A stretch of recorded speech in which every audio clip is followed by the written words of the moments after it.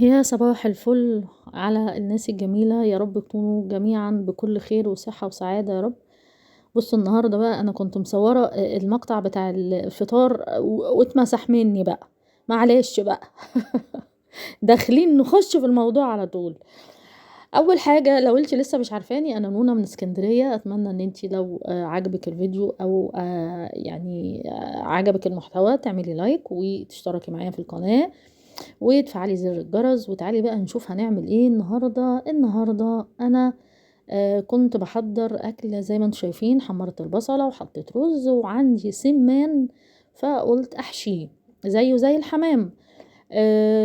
لاقيه حلو قوي على فكرة وجميل والله. انا حاسة ان فيه لحم شوية عن الحمام كمان، يعني السمان تجربتي معاه حلوة مش وحش. حطيت بقى بهاراتي وحطيت بقى البهارات بتاعة التكة دي بتاعة الدجاج دي حلوة برضو. وطبعا ايه هخليه يتشرب نص تشريبة كده وخلاص، وهقفل عليه علشان ايه نحشي مع بعض. وطبعا غسلت السمان كويس جدا جدا جدا بالليمون، لو عايزة تحطي الملح ماشي. الخل يعني انا كنت بعمل بالخل عادي، بس سمعت ان هو بيزفر الاكل، فانا عملته ايه بالليمون ونقعته شوية فيه. وزي ما انتم شايفين كده ايه، انا فضيت الجلد يعني بالراحة كده بصوابعي، بحيث ان انا احشيه من جوه الجلد وكده. وطبعا سخن، وعشان كده انا ايه بعمله بالطريقة دي بالمعلقة. فحشيته كويس وبقفله بخلة السنان. لو ما اتقفلش في الفتحة بتاعته من تحت، في حاجات بتبقى من تحت عادي، وفي حاجات وفي سمان بيبقى يعني لا، ما يعني الفتحة بتبقى اتقطعت مني وانا بنضفها او حاجة، فبجيب خلة السنان وبقفل بيها الحاجة الحمام او سمان زي ما انتوا شايفين. فاديني حشيته بقى، قلت احشيه تمام. و يتسلق طبعا. كنت ساعتها بسخن ميه وبحط عليها، احط عليها مرقة دجاج ولو في بصل ماشي، مفيش، هي مرقة الدجاج على فكرة مجرد بس ان انتي بتسلقيه وحبة ملح وبهاراتك وخلاص، مش لازم بصلاية بقى وتحطي ومش عارف ايه والكلام ده. ومن الرقبة كده تبدأي تاخدي حاجة حاجة كده بالراحة وتحشي، والحاجة تخش ايه الحشو بتاعك الفريك او الرز يدخل لحد الزور كده من عند الرقبة. وهو كده كده لما هيجي يستوي هتلاقيه الرز والرقبة اتنفشت معاكي. يعني ما تحطيش حشو كتير عشان الدنيا لا قدر الله ما يعملش منك، ما يفتحش منك. هنا خلاص المية غلت، فبدأت ان انا احط فيها الحاجة بتاعتي السمان. وبعد كده بصراحة كنا فاصلين النور عشان بنشحن الشحن بتاع الكهرباء ده، فعايزة انضف التلاجة كانت خانقاني قوي. بصوا المنظر، يعني مش تلاجة بني ادمين بجد، لا. تحس ان تلاجة، ايه ده ايه ده في ايه. رشيت الرش ده بقى وبتاع التلاجة دوت واللي هو الميكس، ورحت رايحة بقى قايمة بقى، قومي يا بت قومي بقى ايه افطري. وعمل ما رجعت كانت الدنيا ايه باشت شوية معايا. بس بصراحة انا التلاجة ما اكدبش عليكم بقالي فترة ما جيتش جنبها. يعني المدارس بجد واكلة العقل بطريقة يعني بالمناسبة انا الفيديو ده بعمله في يوم السبت، فاللي هو انا بصور واللي هو الولاد اجازة، ما فيش نزول ما فيش طلوع، ما بنزلش اجيب حد من الباص، ما بنقعدش نذاكر المذاكرة اللي هي يعني بنراجع. فقلت انضف بقى التلاجة بقى. بصوا يعني بجد ايه ده، انا عمري ما سبت الحاجة كده، بس عملت احتياطاتي بقى. يعني خلاص بقى اللي هو لا، ده انا مش هسكت لكم، مدارس مين وبتاع مين التلاجة تبوظ يعني والمنظر يبقى وحش كده. فطبعا انا كنت ماسكه التليفون، فعايزه اقول لكم ان انا قفلت التليفون وطلعت الرفوف ديت رف رف، ونضفت المجرى بتاعتها من يمين والشمال ونضفتها كويس قوي قوي قوي. وكان في برضو الفريزر انا ما كنتش باجي جنبه، لان طبعا كان بيبقى ساعات متلج قوي، وفي نفس الوقت الفيشه بتاعه التلاجة بتاعتي ورا التلاجة، فما بعرفش اشيلها ما بعرفش افصلها. فكنت فرحانه بقى ان احنا هنشحن بقى حتى، يعني ما قلت لا، يعني خلاص بقى الواحد ايه لقد حان الوقت. فخدتها بقى تنظيفة كده وشلت بقى في اللي هو الرف بتاع الفريزر الفاصل ده، ما اتشالش من يوم ما جه، ما عليهوش حاجة، بس برضو شيلته بقى. ونضفت بقى بالسلك والكلام ده. وزي ما انتوا شايفين بصوا هنا هوت اللي حطيت الرف، وحطيت بقى اللي هي ايه مفرش السفرة ده. اي بقى فرافيت عيش اي حاجة اروح واخداها زي ما انتوا شايفين رصيتها، اروح واخداها وعاملة ايه ورمياها ومنضفة كويس، يعني مسحة كويس برضو من رشة الميكس دي. وبعد كده افرش تاني. ان شاء الله لو الموضوع ده يتعمل كل اسبوع والله كده احسن لك، لو انتي ست يعني ايه مشغولة او بتشتغلي، او لو حتى قاعدة في البيت ده اسهل لك.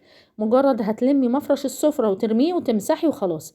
ولا في بقى بصل. مثلا انا كان عندي بصل ساب، يعني نزل ميه العلبة اللي انا كنت حاطة فيها البصل نزلت ميه. وعايزة اقول لكم الرفوف دي انا فرشتها بعد الفيديو، يعني الرفوف دي انا فرشتها بعد الفيديو.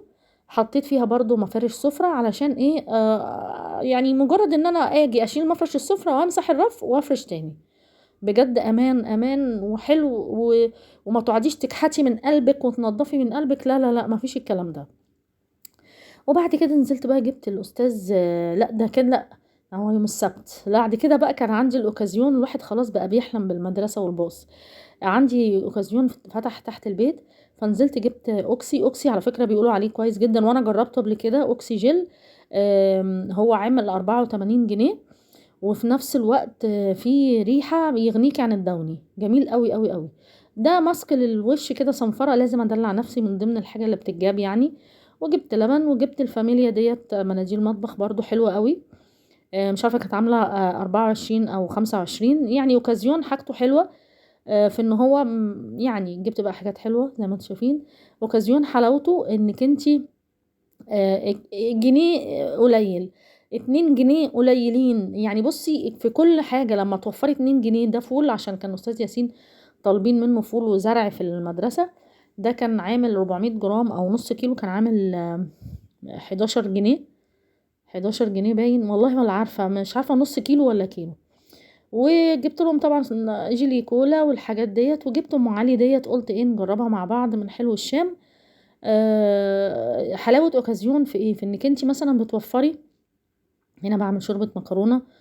ان انتي بتوفري يعني المنتج الواحد، يعني مثلا الاوكسي بره عامل مثلا 100 جنيه او عامل 95 جنيه، وفرتي 10 جنيه. المناديل عاملة 30 او 35، وفرتي 4 جنيه، وفرتي 10 جنيه. وفرتي 2 جنيه في ده. هيفرق معاكي في الاخر، واحنا في ظروف يعني الله المستعان عليها. بجد اي حاجة تقدري ان انت تاخديها بديل، يعني مش لازم كل حاجة تبقى غالية، لا بلاش يعني ما فيش داعي انك انت كل حاجة غالي غالي، لا. يعني مثلا علبة حلو الشام دي كانت عاملة 22 جنيه. حلويات قعدت معانا يومين، يعني اصبح ان انت اليوم عامل معاكي 11 جنيه حاجات حلوة. فحلو، وفري طبعا. فطبعا هنا في كيس قشطة او كيس البودرة الصغير اللي انتوا شفتوه ده كيس قشطة. بيقولك حطيه في كوباية مية، او بيبقى حاطط لك المقادير يعني تحطيها في قد ايه مية، وتقلبيه طبعا وتعملي القشطة الاول. بتجمد معاكي، بتبقى حلوة يعني كده لينة حلوة. تمام. وتقلبيها كويس على النار. حاجة سهلة وفي نفس الوقت حلوة. اكيد احنا مش هنقطع الحاجات الحلوة عن ولادنا يعني او عن البيت عموما، بتضطري تشتري، بس الواحد بيشوف البديل، الحاجة اللي هي تبقى حلوة تعيشي بيها. تمام. ومش بخل والله، يعني ادينا بنجيب فيه غيرنا الحمد لله رب العالمين، في غيرنا مش بيجيب اصلا حلويات يعني. الحمد لله رب العالمين. بنقطع بقى الرقائق بتاعه ام علي زي ما انت شايفة كده. بقطعها كويس. وبعد كده بقى بجيب لبن مكتوب الوصفة برضو. بحط مقدار لبن معين بحطه عليها، وبس لازم اسكره الاول، احط عليه سكر واقلبه كويس، واحطه على ام علي.